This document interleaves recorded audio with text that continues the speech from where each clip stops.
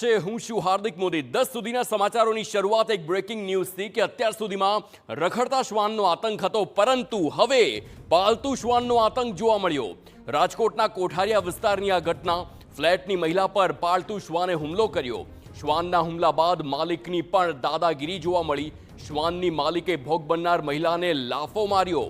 શ્વાનનું ધ્યાન રાખવાનું કહેતા મહિલા માલિકે પિત્તો ગુમાવ્યો છે। તો અગાઉ સોસાયટીના રહીશોએ પોલીસ મથકમાં ફરિયાદ કરી છે અને હવે જે દ્રશ્યો સામે આવ્યા તે ચોંકાવનારા છે કારણ કે એક મનુષ્યના જીવથી પણ જ્યારે એક શ્વાનનો જીવ વાલો હોય અને ત્યારબાદ આ પ્રકારનો હુમલો કરવામાં આવે તો આ દ્રશ્યો ખૂબ જ ખતરનાક સાબિત થઈ શકે છે। આ શ્વાનના દ્રશ્યો જુઓ, તે શ્વાન હુમલો કરવાનો પ્રયાસ કરે છે, ત્યારબાદ શ્વાન માલિક તેને રોકે છે અને ત્યારબાદ થપ્પડ મારવામાં આવે છે।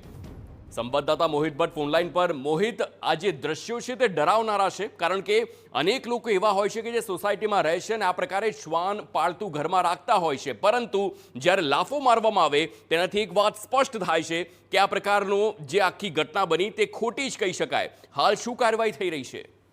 સ્પષ્ટપણે શ્વાન માલિકની દાદાગીરી છે તે સ્પષ્ટપણે જોઈ શકાય છે। સીસીટીવી ફૂટેજમાં જે રીતે જોઈ શકાય છે કે જે કોઠારી વિસ્તારની એક સોસાયટીનો બનાવ છે કે જ્યાં એક પાલતુ શ્વાનને લઈને એક બાળક છે તે પગથિયા ચડીને ઉપર આવે છે ને ત્યાં એક જે મહિલા ઊભી છે તેના પર આ શ્વાન છે તે હુમલો કરે છે।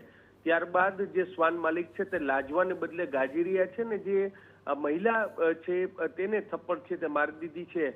મહત્વની વાત છે કે અગાઉ પણ આ જે મહિલા છે કે જેના દ્વારા એક મહિલાને થપ્પડ મારવામાં આવી રહી છે તેની વિરુદ્ધ જે પોલીસમાં રજૂઆત છે તે કરવામાં આવી હતી। જે મહિલા છે તેનું નામ પારુલ ગોસ્વામી છે અને તે ફ્લેટમાં અવારનવાર આ પ્રકારની દાદાગીરી કરતી હોવાની પણ ફરિયાદ છે તે સામે આવી છે।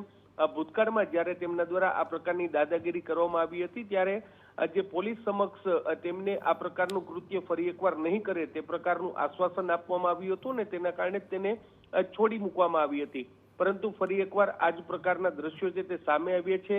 આખી ઘટનાનો સીસીટીવી ફૂટેજ છે તે સામે આવ્યું છે। જોવાનું રહેશે કે સમગ્ર મામલે હવે પોલીસ છે તે કયા પ્રકારની કાર્યવાહી કરે છે। જી આભાર મોહિત સમગ્ર માહિતી બદલ।